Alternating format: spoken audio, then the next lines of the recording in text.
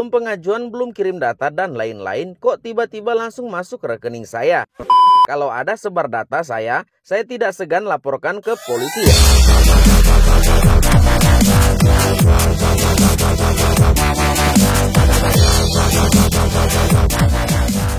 Teman-teman tidak usah ragu tentang data-data yang dimasukkan ke rekening. Kita akan coba melihat ulasan dari para peminjam yang sudah melakukan pengajuan pinjaman di aplikasi ini. Ada akun dari Tahir, saya sudah berkali-kali pengajuan pinjaman uang online. Dan alhamdulillah selalu di ACC, sikap layanan pelanggan sangat baik. Umpan baliknya sangat cepat, presentasi di ACC-nya hampir 99% loh. Dan nggak pernah kecewa sama sekali. Dulu, ada juga ulasan dari Fitri Fatima. Ini gimana ceritanya? Belum pengajuan, belum kirim data dan lain-lain, kok tiba-tiba langsung masuk ke rekening saya.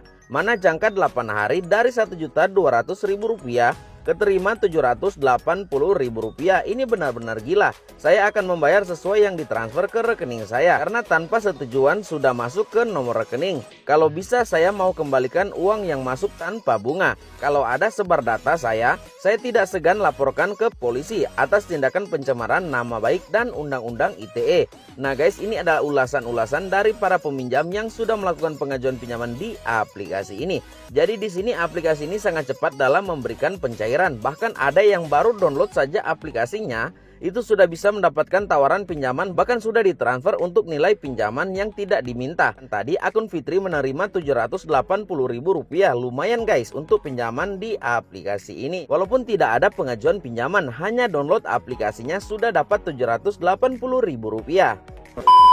Aplikasi ini sudah di-download sampai dengan 100.000 kali download, memiliki rating bintang 4,6 bintang dari 30.000 ulasan yang sudah ada.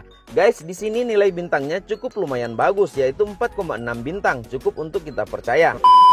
Di sini menyediakan pinjaman sampai dengan Rp8 juta. Sangat mudah digunakan. Jumlah pinjaman maksimum Rp8 juta. Data pribadi kamu dijamin aman. Sekilas kita akan melihat tentang aplikasi ini untuk bisa memahami lebih dalam mengenai aplikasi ini guys. Informasi dan fitur utama. Nominal pinjaman Rp1 juta sampai Rp8 juta.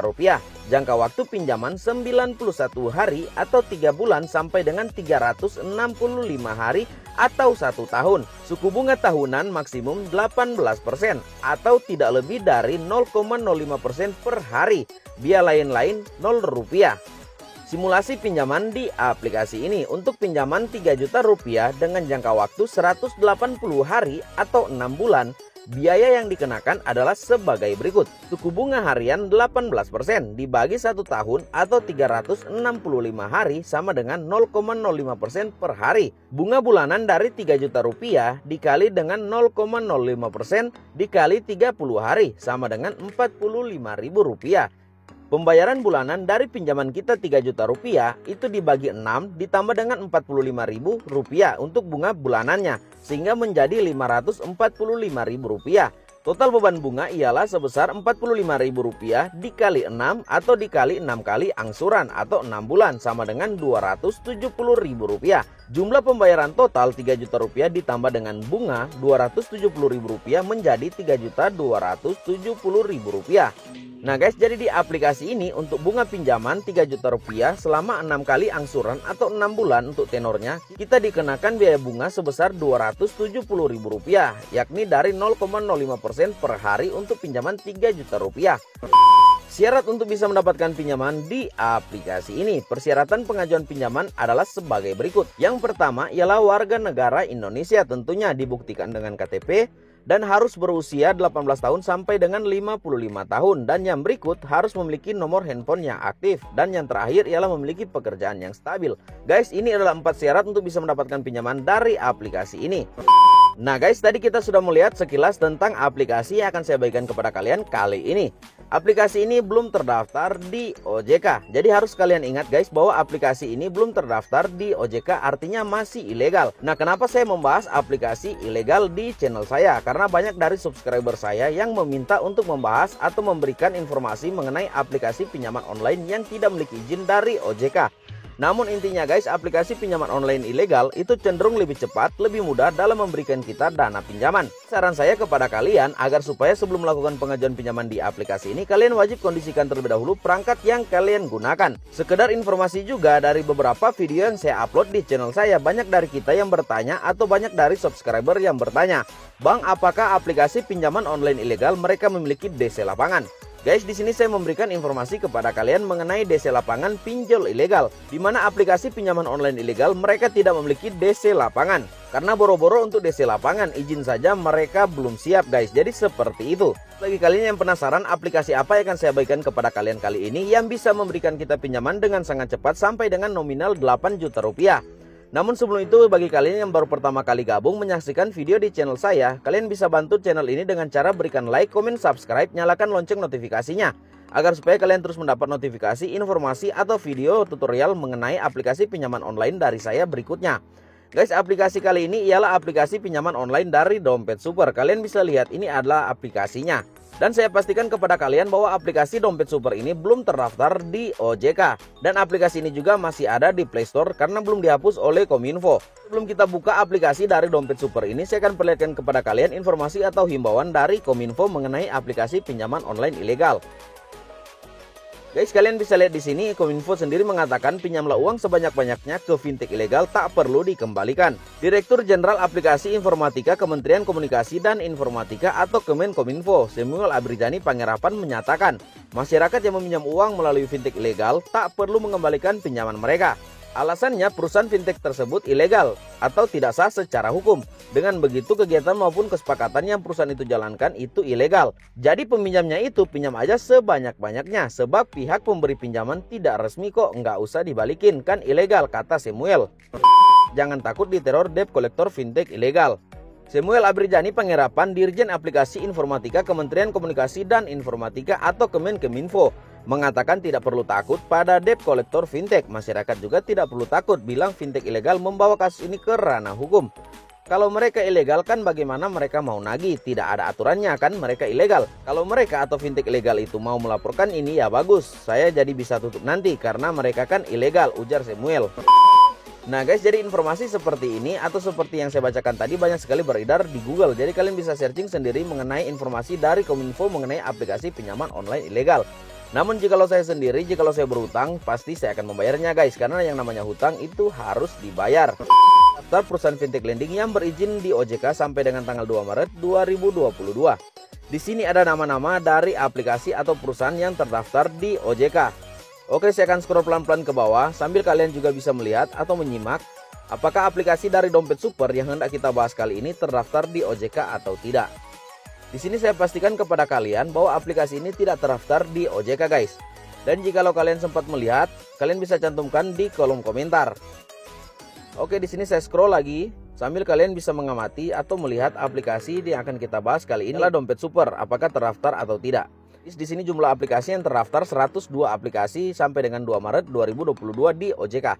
Artinya aplikasi Dompet Super ini memang belum terdaftar di OJK. Jadi kalian bisa pinjam, namun sebaiknya kalian kondisikan terlebih dahulu perangkat yang kalian gunakan. Bagi kalian yang belum mengetahui cara mengkondisikan perangkat, kalian bisa berkomunikasi langsung dengan saya via WA. Oke guys, di sini saya klik saja buka karena saya sudah download terlebih dahulu untuk aplikasi ini.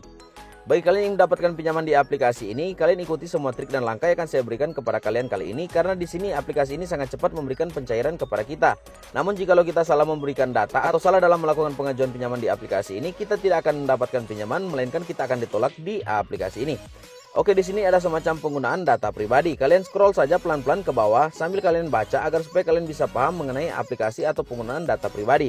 Kemudian klik saja setuju. Sini izinkan hanya saat aplikasi digunakan guys. Keterangan pemberian kuasa. Oke, kita pergi ke set karena kita akan mengaktifkan lokasi kita secara manual seperti ini. Kita kembali ke aplikasi. Oke, kita sambil menunggu guys. Nah guys, kalian bisa lihat di sini pinjaman yang bisa kita dapatkan 8 juta rupiah. Caranya bagaimana untuk bisa mendapatkan pinjaman di aplikasi ini? Klik saja ajukan sekarang. Guys, pastikan kalian mengikuti semua trik dan langkah yang akan saya berikan agar supaya pinjaman kalian tidak ditolak. Saya akan masukkan untuk nomor handphone yang saya gunakan. Pastikan juga kalian menggunakan atau memberikan nomor handphone yang tertera di perangkat yang hendak kalian pakai dalam melakukan pengajuan pinjaman. Setelah selesai mencantumkan nomor handphone seperti ini, kita klik saja selanjutnya. Kita akan menunggu kode OTP dari aplikasi ini guys, via SMS. Nah guys, kalian bisa lihat di sini saya sudah mendapatkan kode OTP dari aplikasi ini. Langsung saja saya masukkan dengan klik izinkan, secara otomatis tercantum pada kolom yang sudah disediakan. Pada kolom bagian bawah kita diminta untuk mencantumkan atau membuat kata sandi. Langsung saja guys, pastikan menggunakan huruf besar pada awal kata sandi kita. Nah setelah selesai, klik saja kirim. Guys, seperti yang saya katakan tadi, wajib kondisikan perangkat kita karena aplikasi ini akan mengakses semua kontak yang ada di perangkat kita. Klik saja izinkan, izinkan lagi, izinkan. Kemudian klik lagi ajukan sekarang. Kita akan diarahkan pada kolom pengisian data. Guys, di sini ada beberapa langkah atau tahap yang akan kita lewati untuk bisa mendapatkan pinjaman 8 juta rupiah di aplikasi ini. Yang pertama, kita wajib mengisi tanggal lahir, jenis kelamin, status perkawinan, alamat wilayah, dan lain sebagainya. Oke, langsung saya cantumkan untuk informasi data diri ini. Guys, untuk kolom alamat wilayah sebaiknya kalian cantumkan sesuai dengan data yang ada di KTP kalian, karena bukan alamat melainkan nomor rekening nantinya akan menerima pinjaman dari aplikasi ini. Nah di sini sudah selesai, saya mencantumkan untuk data diri pribadi. Kemudian klik saja lanjut. Kita akan diarahkan pada proses atau tahap yang kedua. Pada tahap yang kedua di sini kita diminta mencantumkan nomor kontak darurat. Guys, sebaiknya kalian cantumkan kontak darurat orang terdekat kalian, bisa pasangan kalian, suami atau istri, orang tua kalian, atau adik kalian, atau kakak adik kalian. Oke, langsung saja saya. Nah guys, di sini untuk kontak darurat sudah selesai saya cantumkan. Kemudian saya akan klik lagi lanjut. Saya akan diarahkan pada proses atau tahap yang ketiga. Kalian ikuti saja semua trik dan langkah yang saya berikan. Di sini izinkan dompet super mengambil gambar dan merekam video. Klik saja izinkan. Nah guys, berikutnya saya diminta untuk memberikan atau mengunggah foto KTP atau kartu identitas saya. Klik saja dan kita ambil gambar. Klik saja unggah KTP.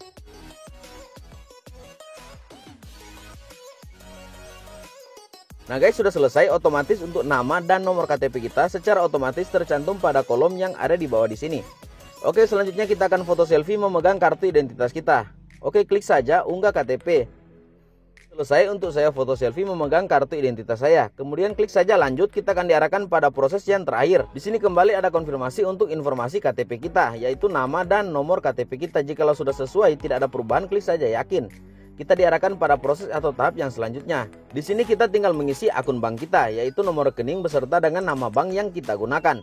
Guys, otomatis jika sudah sampai seperti ini atau tahap seperti ini, kita besar kemungkinan bisa mendapatkan pinjaman dari aplikasi dompet super ini. Bisa pinjaman kita sampai dengan 8 juta rupiah atau bisa juga di bawah 8 juta rupiah. Karena setiap data kita memiliki nilai skor kredit masing-masing. Jadi setiap orang tidak akan mendapatkan pinjaman yang sama dari aplikasi dompet super ini.